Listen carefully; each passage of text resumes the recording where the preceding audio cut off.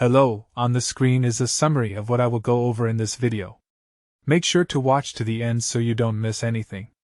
If you're looking to protect your privacy or just want to disconnect your phone number from Snapchat, I've got you covered.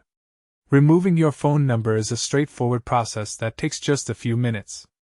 Step 1. Open Snapchat and tap your profile icon in the top left corner to access your account settings. From there, you'll see your username and profile options displayed. Step 2. Look for the settings gear icon and tap it to enter your account settings menu.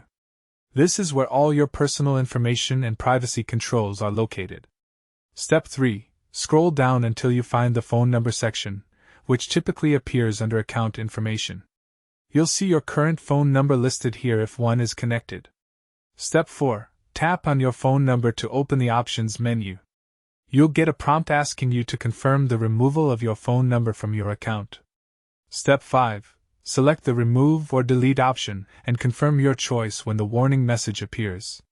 Your phone number will be instantly disconnected from your Snapchat account, and you're all set with better privacy control.